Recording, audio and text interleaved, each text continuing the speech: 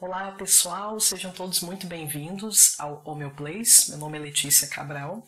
Hoje, depois de novo de um longo e tenebroso inverno, vamos retomar o estudo de nossas matérias médicas, agora com outra homeopatia que pouco se conhece em nosso meio homeopático, chamada Espigelia anthelmia, também conhecida como Espigelia anthelmia, ou mesmo, para alguns, roceiros caipiras como eu, erva lombrigueira. Talvez vocês conheçam Espigelia com esse nome, pessoal. A gente aí que tem esse background, esse passado na roça, na vida no campo, a gente provavelmente conhece Espigelia com esse nome. Peço mais uma vez, pessoal, desculpa aí a longa ausência. Eu estou trabalhando, acredito que eu já tenha comentado sobre isso com vocês, estou trabalhando, na medida que surgem brechinhas, alguma disponibilidade, eu tenho trabalhado no curso de sais. A minha intenção é lançá-lo agora no mês de dezembro. Não sei se será possível, mas estou fazendo o máximo para que isso ocorra, para que eu possa lançá-lo justamente no mês de dezembro. Seria, conforme eu já havia frisado para vocês anteriormente, meu presente de Natal a vocês. Se não for em dezembro, certamente será em janeiro. Aguardem que vocês saberão sobre o lançamento em primeira mão.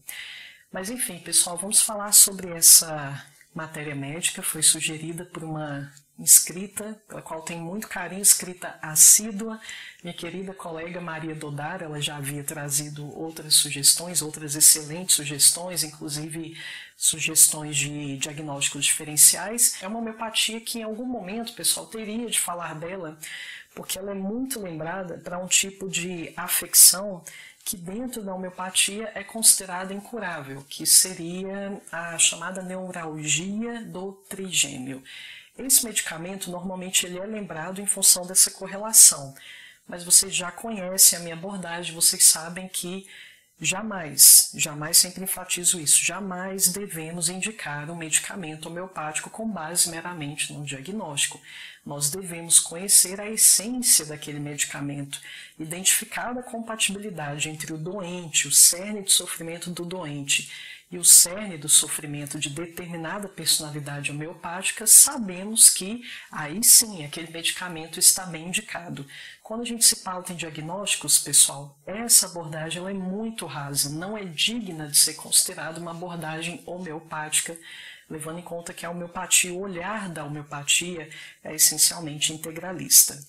Mas enfim, vamos começar a tratar sobre esse medicamento e vamos lançar a mão da abordagem que nos é típica. Então a gente vai começar por fatores mais gerais, por fim vamos convergir para aqueles fatores mais particulares, mais específicos.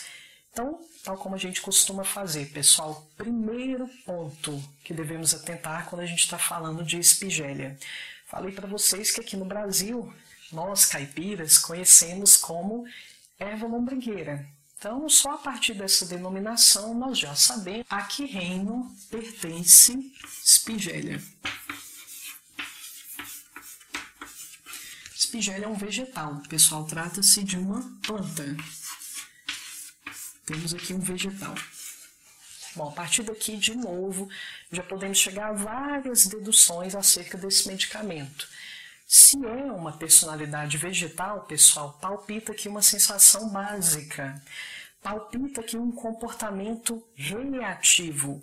Diante de certas adversidades, eu meramente reajo.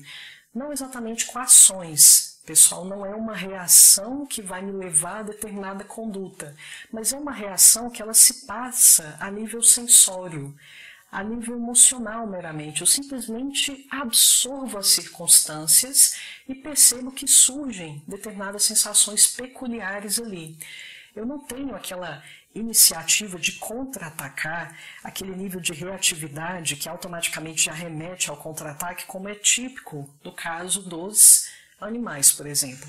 Nem terei também aquela, não chega ao ponto de ser aquela passividade que a gente vai observar nos minerais, pessoal, porque os minerais também, em geral, eles não vão agir de forma a contornar o prejuízo daquela adversidade, daquele golpe, daquela hostilidade.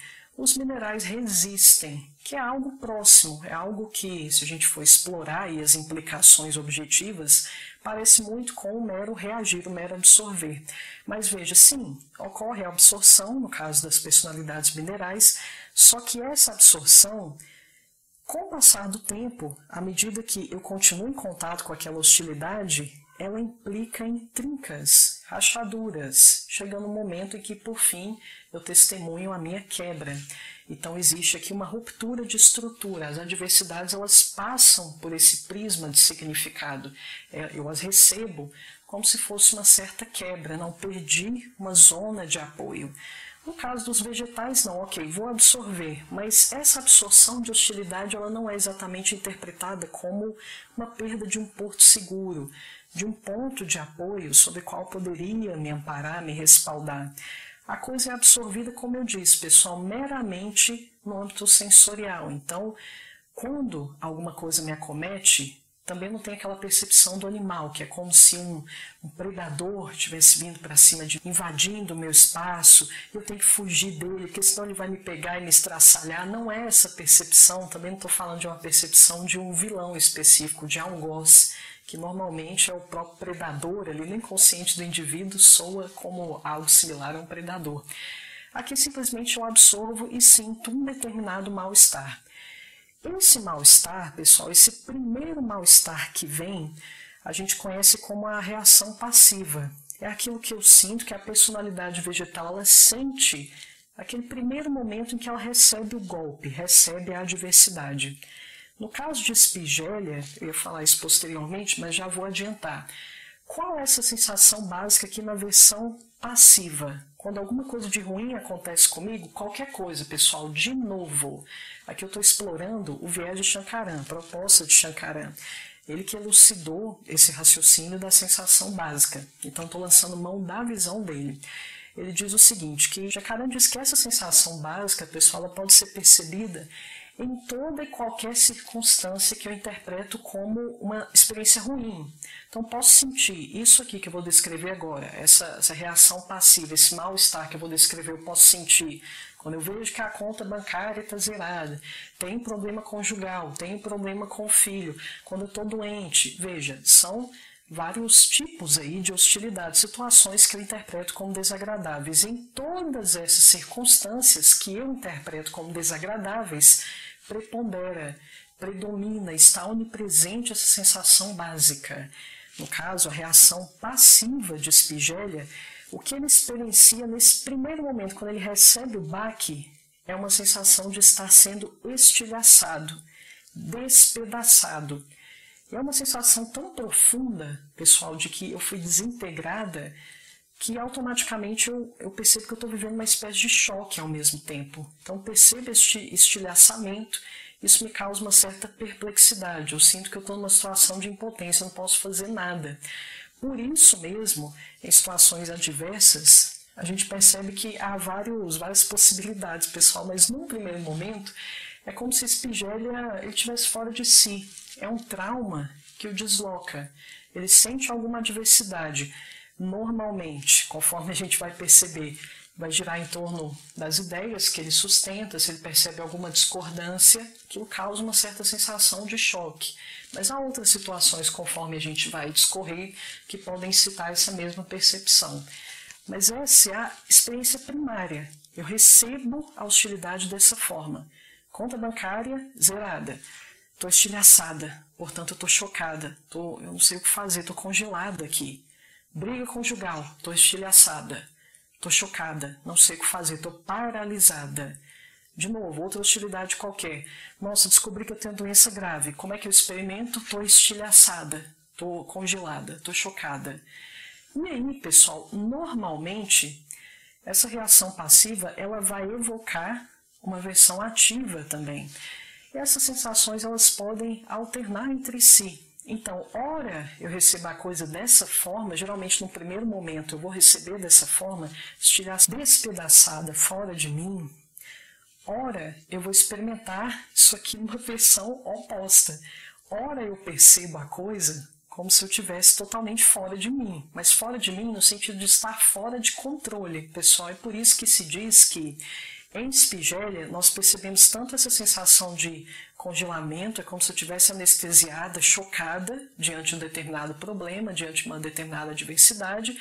Ora, muitas vezes eu recebo esse baque e logo, pouco tempo depois, eu já saio de mim, já começo a convulsionar, já começo a gritar, eu já começo a entrar no processo histérico. O aluno atento, provavelmente, ele já pôde estabelecer uma correlação com Ignácia. Ignácia, pessoal, faz parte da mesma classe que Spigélia, por isso as semelhanças. Em Ignácia, claramente, ali numa experiência de luto, que é o calcanhar de Aquiles de Ignácia. A gente normalmente lembra de Ignácia para esses lutos recentes, acabou de perder um ente querido, vamos dar Ignácia. O que a gente percebe, pessoal? A gente percebe essa alternância. Muitas vezes o sujeito parece que não está sentindo nada, parece que ele está impassível, parece que deu a volta por cima, está tudo bem. Mas essa ausência de reação também é esquisita, então você sabe que tem alguma coisa errada. Provavelmente uma bomba relógio que foi instaurada, foi acionada ali. Então, hora a gente percebe esse tipo, hora a gente percebe que o sujeito está totalmente fora de controle. Chora convulsivamente, às vezes até pode ter convulsões mesmo, e grita, e explode, e às vezes a alternância ela se dá ali praticamente de forma concomitante, o sujeito começa a rir, e daqui a pouco começa a chorar, aquela confusão danada.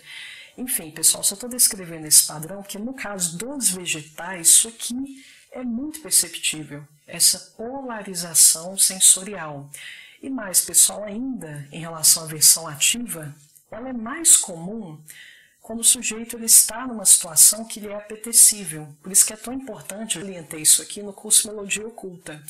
Essa versão ativa, a passiva é quando eu recebo o baque, aquela resposta imediata quando eu recebo o baque. A ativa é como se fosse uma compensação desse baque, por assim dizer. Portanto, a natureza da sensação é oposta. Mas essa reação ativa, essa natureza oposta, ela pode se manifestar, por exemplo, nos hobbies. Por isso, conforme eu ia dizendo, é importante a gente explorar aquilo que faz os olhos do doente brilharem. Bom, o que você gosta? Com o que você se vincula? Quais são suas paixões? Quais são os seus prazeres? O que você faz no seu ócio? O que você faz meramente a título de entretenimento? Nessas ocasiões, a sensação ativa, a sensação da versão ativa, ela costuma aparecer. Nossa, Letícia, mas você falou fora de si, convulsionar. Isso aí parece algo meio mórbido. Quer dizer que a pessoa vai experimentar isso quando ela está se entretendo? Não exatamente, pessoal, nesses termos de comorbidade. A pessoa está convulsionando quando está ali assistindo a série da Netflix. Mas ela se sente, ela vai descrever, ela sente que ela está fora dela mesma. Ela sente que ela está tão liberta que a coisa poderia ser definida dessa forma. Eu estou fora de mim mesma. É por isso, pessoal, que Spigélia, exatamente por esse motivo, é um sujeito que ele tem medo, ele não confia muito nele próprio, em como ele vai responder a determinada circunstância quando está tudo bem. Nem quando está tudo bem ele confia nele, porque ele tem muito medo desse sair de si. Mesmo quando a coisa está boa, ele finalmente puder extravasar, ele não confia que aquilo vai dar muito certo. Ai meu Deus, será que eu me permito? Será que é seguro eu me deixar sair? Nossa, eu já me reprimi há tanto tempo, não sei se isso vai dar muito certo. Então ele pode ter até aumento da pressão arterial no momento de diversão. Tá tudo bem, tá lá com os amigos e tá com a pressão alta. Então veja, pessoal, é uma distorção de realidade, dito de outro modo, nas duas situações, tanto uma situação que eu interpreto como ruim, como uma situação que eu interpreto como boa. Por isso, pessoal, a proposta central do método das sensações de Shankaran é justamente me despir dessas notas que são secundárias à minha natureza, dessas manifestações que não são humanas, são totalmente emprestadas do meio em que eu estou inserida. Uma nota vegetal, ela deveria, ok, eu estou nesse plano, então automaticamente as notas vegetais reverberarão na minha alma. É óbvio, eu estou suscetível a receber essas vibrações estrangeiras enquanto eu estiver nesse plano. O problema todo é quando isso aqui predomina. Predomina, inclusive, em relação à minha própria natureza humana. Quando o mineral fala mais alto que a nota humana. Quando o animal fala mais alto que a nota humana. Vocês percebem claramente que nessas condições, quando a gente está vivendo uma vida meramente reativa, eu vou trabalhar, comer, dormir, essa vida sem qualquer tipo de veio projetivo, veio sonhador, uma vida parcamente voltada para a amorosidade, no sentido do que amor significa realmente, quando a gente percebe que a gente está nessa condição, a gente já não se sente tão livre.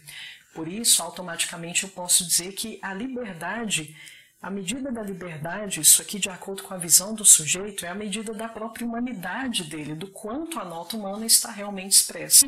Pessoal, é claro que se uma determinada nota vegetal, a nota de Spigélia, ela marca muito a minha personalidade, parece que há uma parte aqui da minha essência que tem um certo vínculo com a Spigélia, por assim dizer, tem um certo vínculo com o reino vegetal. É claro que eu não vou conseguir extirpar isso aqui completamente da minha natureza. Aquilo que eu acabei de falar, o problema não é isso estar reverberando de alguma forma sobre mim, sobre o meu ser. O problema é prevalecer, o problema é sobrepujar a minha manifestação humana efetivamente. Então veja, pessoal, quando eu percebo que eu apresento uma ressonância com determinada personalidade animal, o que acontece é que quando eu for receber um medicamento que é compatível com aquela assinatura estranha, que ela também ressona de alguma forma na minha alma, é como eu falei, que não vai me deixar, mas aquilo estabelece uma ressonância secundária com o meu ser. Então está ali, continua ali. Então, vez ou outra, eu vou ter de atentar para aquela manifestação, porque pode ser que ela volte a sobrepujar a minha nota humana. Eu estou falando isso, pessoal, para que vocês entendam que uma determinada personalidade harmonizada, ela pode se transformar num elemento muito eficaz de autoaprimoramento. Que veja, essa personalidade, numa versão equilibrada, ela fala a respeito de que tipo de indivíduo? Ela fala a respeito de que tipo de conduta, que tipo de comportamento? O Spigélia harmonizado, dito de outro modo, é quem? Qual é a característica central dele? Normalmente, veja, pessoal, vocês viram que há extremos. Eu recebo um baque e aquilo me atinge de uma forma tão profunda que eu nem consigo reagir. Então é como se eu tivesse sido completamente sobrepujada, vencida pela hostilidade, que sequer eu estou conseguindo reagir minimamente. Então aquela postura da anestesia, do congelamento, conforme eu havia salientado a vocês. Ora, eu saio completamente de controle. Eu grito, eu esperneio, eu vou para cima da pessoa. Então veja, existe, levando em conta essas polaridades tão opostas entre si, provavelmente deve existir um caminho do meio. Então, deixar claro, um ente Spigélia, quando ele está equilibrado, é um sujeito que ele se situa exatamente nesse caminho do meio, nesse ponto aqui de equilíbrio, em que ele consegue lidar com as adversidades, ele continua recebendo o baque, mas ao mesmo tempo ele não perde o poder de ação, ele não perde o discernimento, ele não se atordoa diante do mal. Ele consegue se recobrar uma certa compostura, recobrar o seu eixo interno, de forma que ele resolve o problema e ainda mantém um certo nível de impassibilidade. Absorvo, mas absorvo até certo ponto. Há um ponto em que eu ainda consigo resolver o problema, ainda tenho discernimento, meu raciocínio ainda está intacto, de forma que eu consigo resolver o problema sem tanto envolvimento. Então veja, qual seria o sujeito Spigélia compensado? Seria aquele sujeito que resolve as adversidades, mantendo-se ao mesmo tempo impassível, distante. Seguindo, pessoal, vamos começar a especificar um pouquinho mais a nossa análise. Então veja, já falamos aqui, reino pertence a Spigélia. Agora vamos explorar o miasma, pessoal. Neste caso, nós poderíamos dizer, sem medo de errar, que se trata de uma personalidade psicótica. O que mais chama atenção aqui são os traços psicóticos. A partir do momento que a gente for se entranhando na essência dessa personalidade, vocês não terão dúvidas. Mas, ao mesmo tempo, existem algumas características que elas lembram o cancerinismo. Por isso que, para a maioria dos autores, trata-se de uma personalidade que transita entre psicose, mas principalmente, eu vou até sublinhar, principalmente a psicose, então transita, alterna entre psicose e cancerinismo.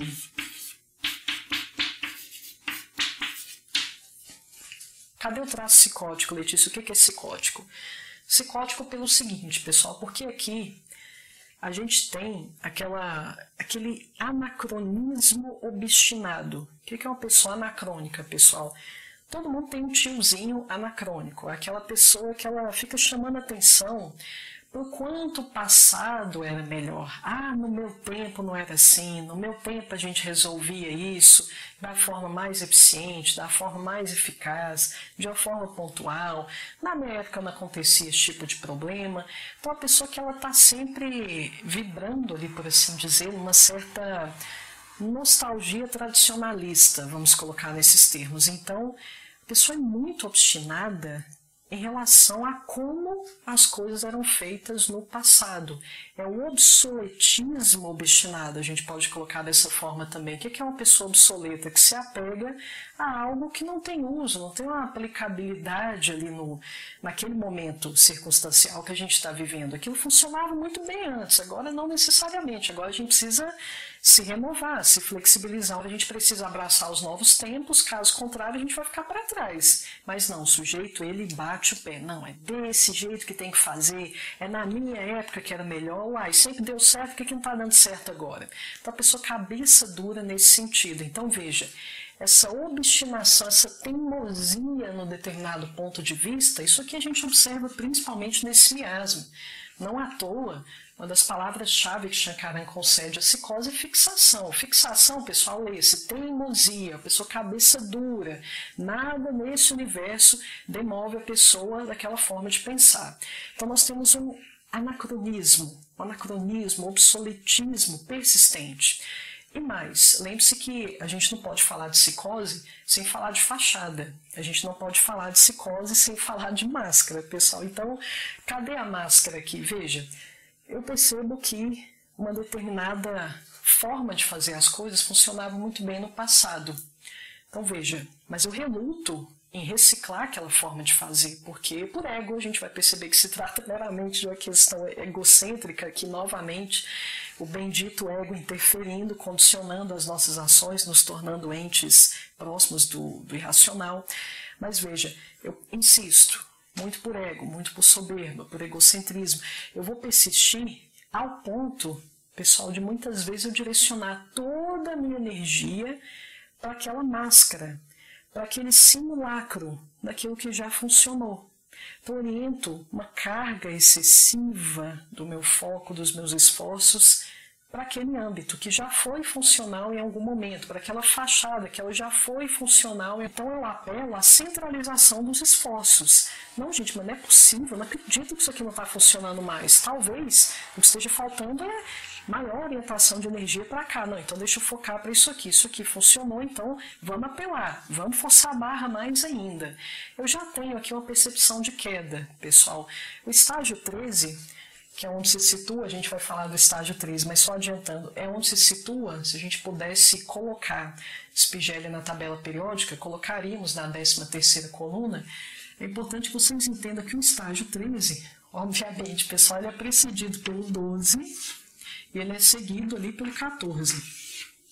Aqui eu só tenho a máscara mesmo. Eu só tenho aquele simulacro e mesmo assim carcomido dessa época dos louros. Dessa época onde realmente eu gozava de um certo prestígio. Aqui só ficou a casca. Aqui só ficou a imagem, realmente. Tanto é fato que quando me convidam a assumir responsabilidades reais, eu tiro o meu da reta. Por isso, Schouten concede como palavra-chave para o estágio 14 a irresponsabilidade. Porque, não, eu quero só ficar bem na fita, mas eu não quero colocar a mão na massa. Eu só quero que as pessoas olhem para mim e percebam, se remetam àquela figura gloriosa que eu já fui efetivamente no passado. Então, veja bem, isso aqui, o estágio 14, é o resultado do 13. Aqui eu já começo a orientar muita energia para a imagem, para a fachada, para o nome, para os títulos. Aqui eu tenho um apogeu dessa tendência que já começou ali, no estágio 13. Mas como é que eu cheguei aqui, pessoal? Eu cheguei por conservadorismo. O conservadorismo, a manipulação, a anarquia, ela já tinha começado aqui no estágio 12. No estágio 11, eu já tinha percebido que, bom, eu teria que continuar me reinventando para continuar crescendo. Só que já há uma relutância. Estágio 11, o indivíduo quer parar, não, ele quer desfrutar daquilo que ele conquistou, não quer mais pensar em muita coisa. Só que aí veja, as coisas continuam acontecendo, o mundo continua evoluindo. Mas estou com preguiça de evoluir. Então já começa a forçar a barra. A forçação de barra em relação a mudar, ela já estava acontecendo aqui. Aqui no estágio 12, pessoal, a gente tem as pessoas com menos escrúpulo que a gente pode encontrar para manter o poder. Por isso que a gente vê estratégias mais agressivas aqui para forçar a barra. Aqui a gente vê violência, aqui a gente vê manipulação descarada, divisão descarada, fomentação de divisão descarada, seguindo aquele ditado, divide, governarás. Aqui, por isso, a gente tem Mercúrios e os tons de cinza de Mercúrio. Então veja para onde a coisa desemboca. Eu continuo caindo. Por causa desse conservadorismo, eu vou continuar caindo e por fim eu desemboco aqui, onde está a Espigélia. A coisa está ruim, mas mesmo assim eu teimo. Até um ponto em que a percepção de que eu estou caindo ela é inevitável. Aqui eu já tenho um pouquinho de humildade, pouquinho que seja.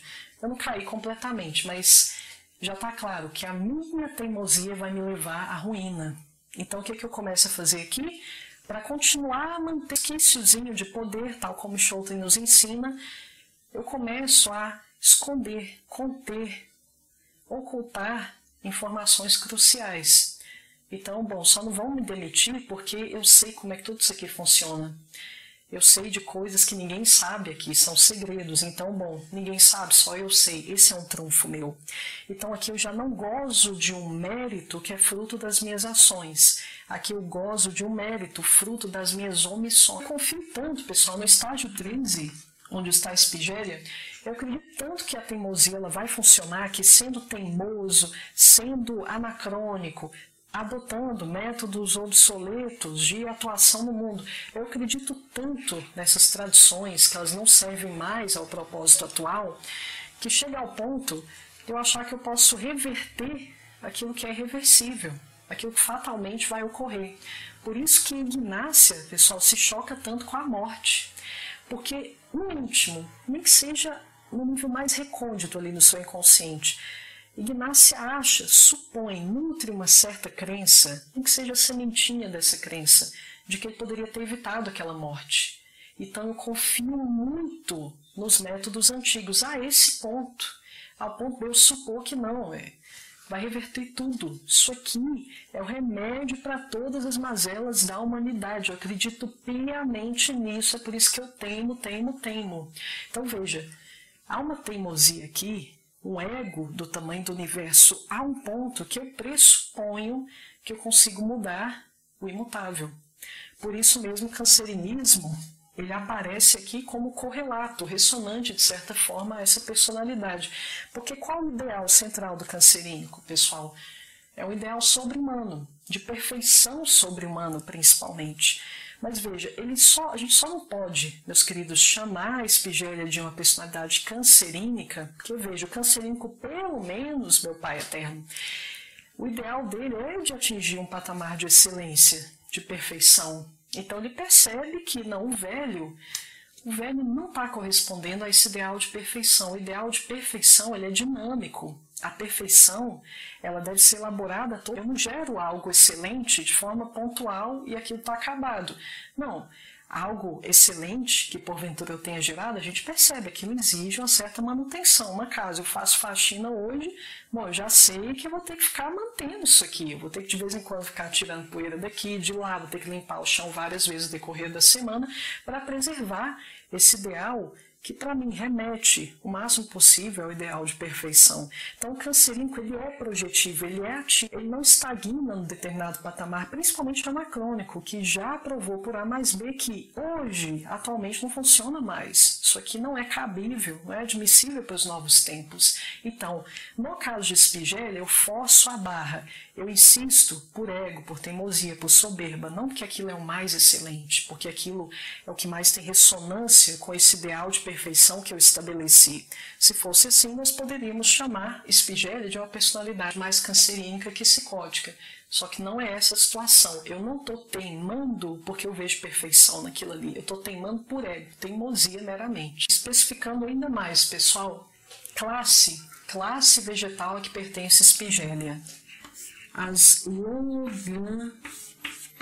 loganiáceas. É uma loganiácea, Ignácia também. Pessoal, o que caracteriza uma loganiácea? É uma espécie de dilema entre ter o direito de ter prestígio e o dever de persegui-lo.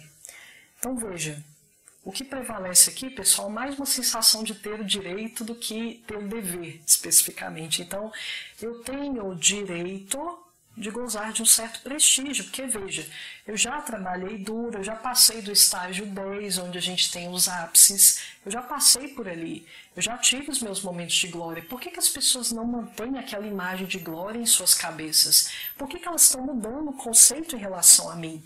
A gente já sabe, porque você, criatura, não se reciclou, é por isso que você está caindo de forma tão avassaladora, por isso que você se encontra em franco processo de decadência. Então eu nunca sei exatamente até que ponto eu deveria ter o direito de ter um prestígio e até que ponto eu deveria estar exercendo o meu dever de persegui-lo, de assegurá-lo, de mantê-lo.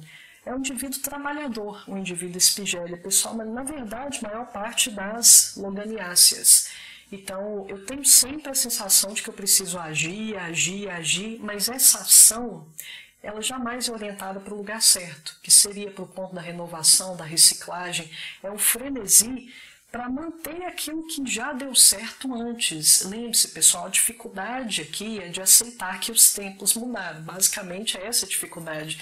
E claro, pessoal, se vem à minha cabeça, isso aqui se dá de forma muito alternante, se vem à minha cabeça que não, gente, eu não devia estar fazendo tudo isso. Eu já sou, desculpa, foda no que eu faço. As pessoas deveriam estar me bajulando. Eu deveria estar gozando agora do meu direito. Direito de quê? De ser validado, de ser reconhecido.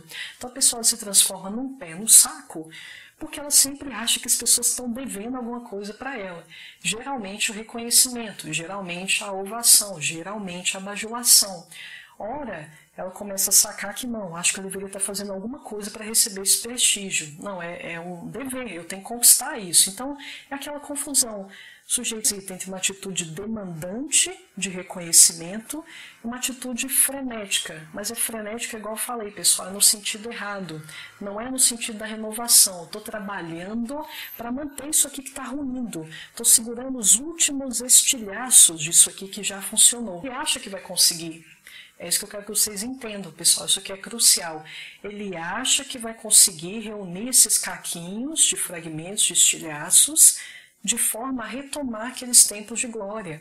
Ele acredita piamente, ou de forma a recuperar o que foi perdido. Existe uma dificuldade aqui com decadência, pessoal, entendo, não apenas decadência no sentido de uma posição profissional, um cargo que eu ocupava, agora eu sou subalterna daquilo sobre o qual eu exercia certa soberania, então é que costuma remeter a uma certa perda de dignidade, é como se de alguma forma eu tivesse sido aviltada, mas lembre-se, isso aqui pode se referir a qualquer perda. Lembre-se, há uma nutrição aqui de uma crença de que eu posso mudar o imutável. Eu acredito sobremaneira nos meus esforços, no poder dos meus esforços. Por isso a perda choca tanto. Eu não acredito que eu, a toda poderosa, a capaz de controlar o incontrolável, eu não acredito que eu não consegui reverter uma morte, por exemplo. Aí, de novo, a gente cai no exemplo de Ignácia. Então, ele olha para aquilo com certa perplexidade, que ele jurava que aquelas fórmulas antigas iam funcionar. Ele estava trabalhando duro para fazer aquilo dar certo, tal como já deu no passado. Ele olha para aquilo com grande perplexidade. Ele não acredita, ele entra muitas vezes no estado de choque, estado de paralisia, uma espécie de catatonia. Lembra muito esse estado em quadro aí mais crônico, por assim dizer. Parece que o indivíduo está congelado, observando o mundo por trás de um redondo de vidro. É um estado semi-autista, por assim dizer, de novo uma condição extrema. Então ele olha para aquilo com toda essa perplexidade exatamente por isso. Ele acreditava que o esforço, o trabalho duro para recuperar aquilo que foi perdido poderia dar certo. Por isso que perdas são tão traumáticas para esses indivíduos. Porque ele acreditava que ele gozava de uma certa atribuição sobre-humana, para mudar o imutável, inclusive. Outra característica cancerínica, pessoal, é um indivíduo centralizador, muito centralizador, diga-se de passagem. Então, é um indivíduo que centraliza tudo. Por quê? Porque ele sabe que ele está sendo alvo de grande hostilidade, principalmente dessa moçadinha da nova geração. Ele se sente vítima do novo, é o novo que está engolindo ele no fim das contas. Essa é a percepção, não corresponde aos fatos, mas é como o sujeito vê a vida no fim das contas. Então, ele está sendo engolido pelos novos tempos e isso automaticamente o suscita a crença de que ele não pode confiar em ninguém, É óbvio que ele não pode confiar em ninguém, porque todo mundo está querendo a cabeça dele. Então, veja, isso aqui, pessoal, imaginem o nível de tensão desse sujeito. Daí já se explica até a própria neuralgia do trigêmeo. Ninguém aguenta isso aqui por muito tempo. É tiro para tudo quanto é lado e eu estou agarrada a essa posição. Eu não quero sucumbir. Isso aqui já deu certo. Eu me recuso a acreditar que esse modo de agir, esse modo de ser está errado. Eu sou a casa da teimosia. Então, eu continuo segurando aqui as pontas. Eu procuro reunir o máximo possível de processos nas minhas mãos. Aqui surge uma característica de novo cancerínica, a centralização de esforços, não porque eu acho que eu faço melhor, mas é para controlar, porque está todo mundo querendo a minha cabeça, igual eu falei anteriormente. Então é natural que eu assuma o máximo de responsabilidades possíveis para manter tudo nas minhas mãos e, consequentemente, conseguir restaurar aquele poder de que eu dispunha anteriormente. Então o sujeito vigilante exatamente por isso. A impressão que a gente tem é que ele está sempre a postos, ele está sempre esperando de onde é que vai vir o tiro, de onde é que vai vir a facada. Então por isso que eu falei, imagina a tensão, a pilha em que esse sujeito vive. E mais, pessoal, lembre-se daquela alternância.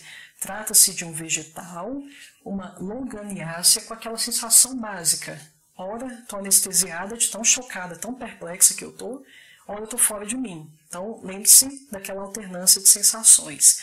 Então, veja, isso aqui vai se refletir na conduta do sujeito. Ora, o sujeito parece que não está sentindo nada. Está lá levando porrada e parece que ele está segurando as pontas, está ali impassível. Ora, parece que ele solta a franga 100%. Totalmente reativo, você não pode falar um A com ele que ele já explode, já acha que você está contra ele, assim por diante. Então, olha, nós temos essa impassividade, conforme eu disse a vocês, olha, uma grande reatividade. Ele se indigna com bobagens, trivialidades, ele acha que tudo é uma indireta rumo à conduta, ao modo de ação dele, ao modo de ser. Sempre acha que o estão atacando. Muitas vezes, pessoal, por essa crença de uma certa sobre-humanidade, de que eu posso evitar o inevitável, é claro, a gente já sabe onde é que isso vai dar também. Eu passo a nutrir uma grande culpa. Porque, veja, eu poderia ter evitado e não evitei, então, no fim das contas, a culpa foi minha, que eu tinha o poder, não fui eu que fiz aquilo, não fui eu que cometi a catástrofe, que gerei a catástrofe.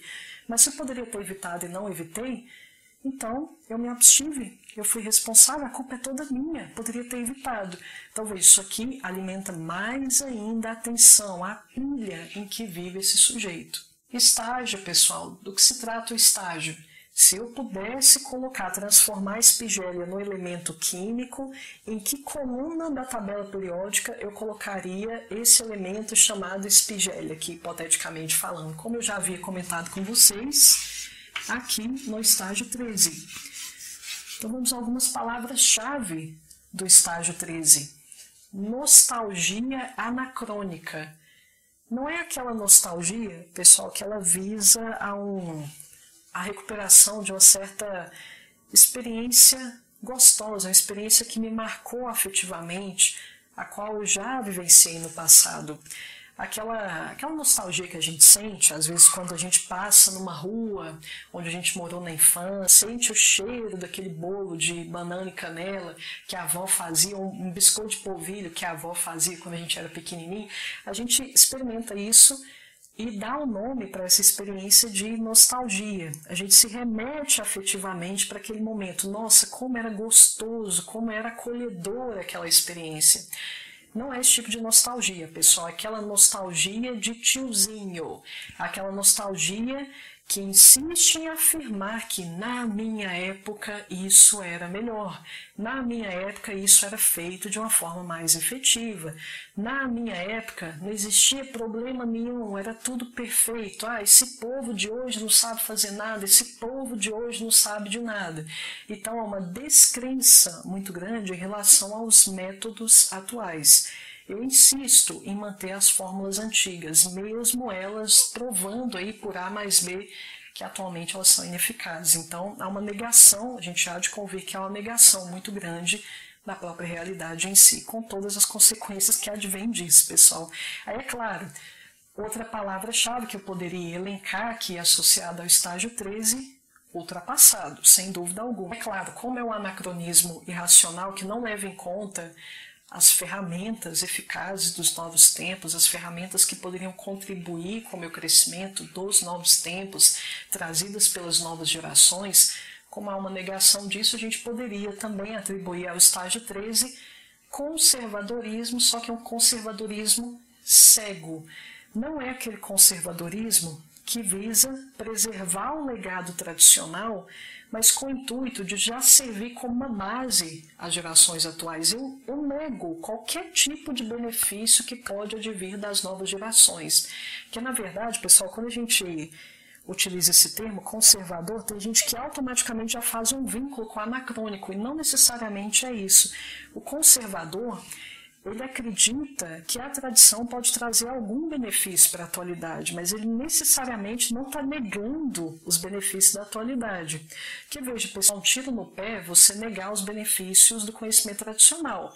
É uma grande, desculpa o termo, uma grande burrice. É a mesma coisa que você decidir do nada que, não, esse negócio que a gente aprendeu de dormir na cama todo dia, deitado, posição horizontal, isso não faz sentido nenhum. Eu agora vou inventar o meu jeito. Eu vou dormir de cabeça para baixo todo dia. Pessoal, não faz sentido nenhum você reinventar uma coisa dessa. Então, o legado da tradição, ele serve como uma base, uma espécie de trampolim para viabilizar uma ascensão ainda mais longe para as novas gerações. Então, bom, eu já sei por A mais B onde é que esse caminho vai dar. Então, bom, eu vou falar para o meu neto seguir essa via, porque eu sei por A mais B que dá certo. Então, o conservadorismo, pessoal, essencialmente remete a isso, a uma valorização dos benefícios que a tradição pode trazer. Mas a ideia não gira em torno de reafirmá-la como portadora de todas as respostas, inclusive para os novos tempos. O intuito aqui é simplesmente facilitar o caminho no que diz respeito às experiências que eu já vivenciei, porque se eu já percorri, como eu falei, determinada trilha, eu conheço todos os percalços daquela trilha, todas as vantagens, onde certa via vai, eu tenho experiência, eu tenho sabedoria, não tem por que submeter as novas gerações a essas mesmas experiências como se elas estivessem tateando no escuro. Não, tem um mapa aqui, você pode confiar nesse mapa. E aí depois você pode desbravar os novos territórios e construir, consequentemente, a sua sabedoria em cima disso.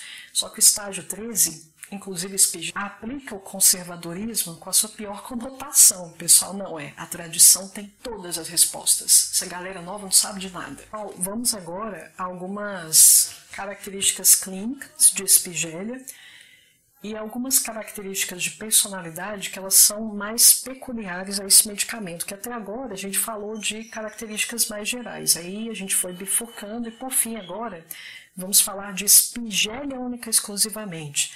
Então veja, de novo pessoal, isso aqui não é uma aula de matéria médica clínica, isso aí está acessível na internet para qualquer pessoa, então não vou repetir aqui o que já é dito à torta e à direita. Os clínicos peculiares de Spigel, porque eu também não vou ficar falando daqueles sintomas que são compartilhados por muitos medicamentos, eu vou optar por aqueles sintomas singulares, seriam quase keynotes, não gosto muito de utilizar esse termo, mas são sintomas bem distintivos. Poucos medicamentos apresentam esses sintomas que eu vou falar nessa sequência, com essa combinação. Então veja pessoal, Spigel, um dos melhores medicamentos, obedecida a similitude com o núcleo dessa personalidade, meu pai eterno, nunca dei Spigel só para alguém, só por causa disso que eu vou falar. Então veja, obedecida a similitude a nível de alta hierarquia, a nível de cerne de sofrimento, é uma das melhores homeopatias para tratar aquele desconforto bendito, para não dizer outra coisa, chamado neuralgia do trigêmeo. Pessoal, uma dor insuportável que acomete aqui a face. Mas veja, existe também uma dor de cabeça aqui, que ela é peculiar a esse medicamento. É uma dor de cabeça que ela pode se centrar no topo da cabeça e ela pode se centrar também atrás dos olhos. E o pior, às vezes é de forma concomitante. Eu tenho no vértex e tem também atrás dos olhos, pessoal, a sensação de que eu tenho uma bola pulsante atrás dos olhos. E mais, meus queridos, eu tenho aqui também um agravamento após eu pensar nos sintomas. Também sinto agravamento quando eu sou tocada, mas principalmente quando eu lembro que aqueles sintomas existem. Então, se eu me distraio, que lembre-se, é muita energia que eu sinto, que eu tenho que direcionar para um certo ponto, direciono tanto que esqueço da vida, esqueço até das dores que eu estou sentindo. Aí, finalmente, quando eu me dou conta do que está acontecendo comigo, de todo o estropiamento em que eu me encontro, aí sim eu sinto a bendita dor. Mas, pessoal, aqui eu tenho um zumbido também no ouvido e uma...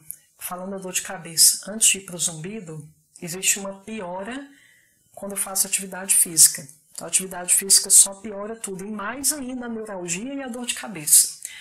E o zumbido? O zumbido, ele é como? Há vários tipos de zumbido, pessoal, só que esse aqui, a pessoa percebe como se estivesse dentro do cérebro. Há zumbidos, as pessoas podem trazer várias sensações bem distintivas, pessoal. Sensação de que, nossa, Letícia, parece que tem uma buzina lá dentro da cabeça, parece que tem alguma coisa vibrando nos meus ouvidos. Então há várias descrições possíveis, mas aqui em Spigélia, o zumbido a pessoa vai descrever como dentro do cérebro. Parece que ele começa no centro do cérebro e irradia para a periferia. É essa a descrição que ele vai trazer.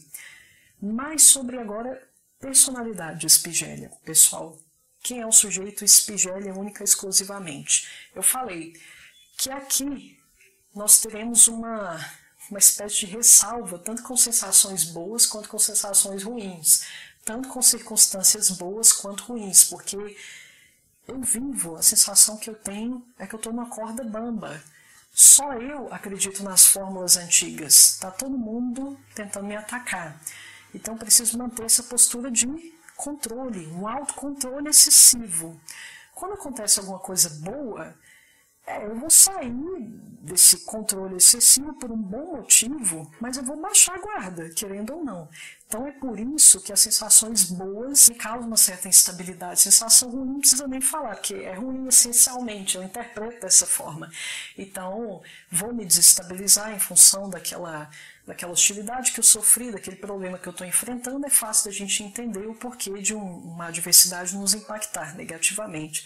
Mas no caso das boas sensações é porque ainda um bom acontecimento é visto como sinônimo de baixar a guarda. Não posso baixar a guarda, eu preciso manter essa postura de hipervigilância, porque eu sou a arauta da tradição, a tradição que funcionava. Engraçado, pessoal, é um sujeito que, sendo bem direto, pessoal, um sujeito que ele vai testar demais a nossa paciência, porque como já está percebendo que ninguém está levando ele muito a sério, ele já é visto como o tiozinho da história, a tiazona da história, aquela que só fala do passado. Como o sujeito já percebe que ele transmite essa imagem, é essa imagem que as pessoas projetam sobre ele, que as pessoas têm sobre ele, então ele começa a buscar por outras estratégias para garantir a supremacia dele. E essas estratégias, pessoal, elas vão girar em torno da autoafirmação da inteligência. Então aquele sujeito que ele passa a se comportar de uma forma que remete muito a uma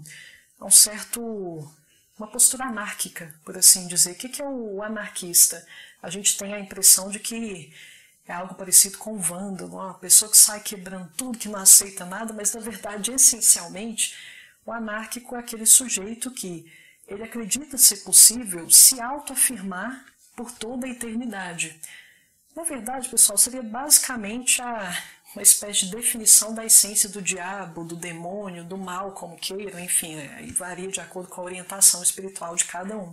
Porque, veja, pessoal, a autoafirmação, que é a típica postura que a gente percebe no adolescente, o adolescente, a gente diz que ele quer se autoafirmar o tempo inteiro. O que no fim das contas o adolescente quer com isso? Ele quer provar para os demais, aquelas pessoas que estão testemunhando aquela postura arrogante, ele quer provar que nada é digno dele, nada é compatível com ele. Ele sabe de tudo, ele é tão especial, ele é tão soberano, que ele não pode ressonar com nada. Se ele ressona com alguma coisa, é como se ele se colocasse num patamar de igualdade com aquela condição, com aquela proposta, com aquela outra pessoa. Não, eu estou acima disso tudo. Meu ego está acima disso tudo. Então, às vezes, eu estou falando isso, pessoal, porque às vezes o sujeito Spigélia até entende o porquê de certa colocação. E vamos supor uma pessoa da nova geração que está propondo uma nova forma de fazer as coisas para o sujeito Spigélia. Essa pessoa tem uma boa vontade e passa de uma forma bem coerente o porquê de ser necessário ele abrir a sua mente, ele abrir o seu leque de perspectivas, expandir o seu horizonte de consciência, explica para ele de forma pormenorizada o porquê do comportamento dele não ser tão algo tão estratégico.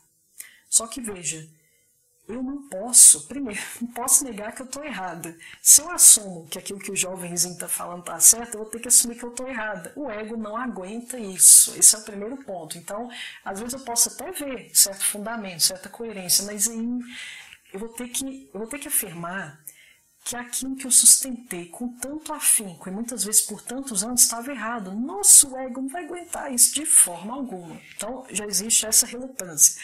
Mas a relutância também, pessoal, ela se deve em função dessa sensação de que eu preciso me autoafirmar o tempo inteiro. Ele vai discordar, mesmo vendo fundamento, é isso que eu quero que vocês entendam. Mesmo vendo fundamento, às vezes ele toma consciência de que aquela postura dele está super equivocada, uma coisa desnecessariamente antiquada. Às vezes ele percebe isso mesmo, só que ele sente que ele precisa rejeitar aquilo porque ele pode rejeitar.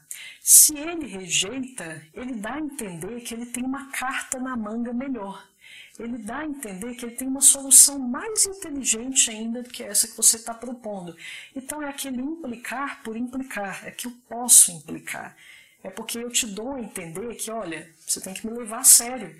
Porque, veja, isso aí não faz sentido nenhum, eu estou mostrando que isso não faz sentido nenhum. Se eu estou mostrando isso é porque eu sei mais. A minha ideia pode prevalecer sobre a sua, que ela é mais poderosa, o conteúdo é mais coerente que o seu. Daí, de novo, a gente já pode deduzir o nível de tensão que esse sujeito vive, porque, veja, ele sente que ele precisa se autoafirmar o tempo inteiro, ele não pode acatar absolutamente nada, que ele sente que ele vai se nivelar com aquelas pessoas. Não, eu estou acima, não posso me nivelar, não posso me indignificar a esse ponto. Então veja, de novo, aquela questão da falta de humildade que eu já havia mencionado. Mas aí, ao mesmo tempo que eu sinto que isso aqui é a minha última cartada para sobreviver dentro desse sistema, que as pessoas elas começam a achar que eu realmente tenho uma carta na manga mais eficiente, então, ao mesmo tempo que eu sinto que eu preciso manter isso, eu não posso dar meu braço a torcer, eu vivo com medo do que as pessoas vão fazer comigo. Eu nunca sei se aquela manobra de pseudo-inteligência, que eu fico discordando de tudo, eu nunca sei se aquilo ali vai render como fruto o aumento da admiração, eu nunca sei se as pessoas vão olhar para mim e pensar, nossa, fulano é realmente fera no que ele faz, não, fulano sabe o que faz. Eu nunca sei se o resultado vai ser esse ou se ele vai ser exclusão, ou se as pessoas vão me excluir mais ainda, se elas vão me achar mais chata ainda. Então veja, pessoal, daqui de novo você já tem uma dimensão. Sentimentos ambivalentes que palpitam nesse sujeito o tempo inteiro. Ele nunca sabe ao certo qual será o fruto, o resultado da sua teimosia, da sua insistência, da sua continência. Ele nunca sabe o que vai vir, mas ele sabe que ele precisa manter. Ele sabe que ele não pode fazer diferente, porque aí automaticamente ele vai ter que se nivelar, ele vai ter que adotar uma postura mais humilde, vai ter de certa forma diminuir o seu ego, e ele não sente que é capaz disso. Pessoal, mais uma vez, muitíssimo obrigada por terem me acompanhado até aqui. Um forte abraço a todos. Até a próxima, pessoal.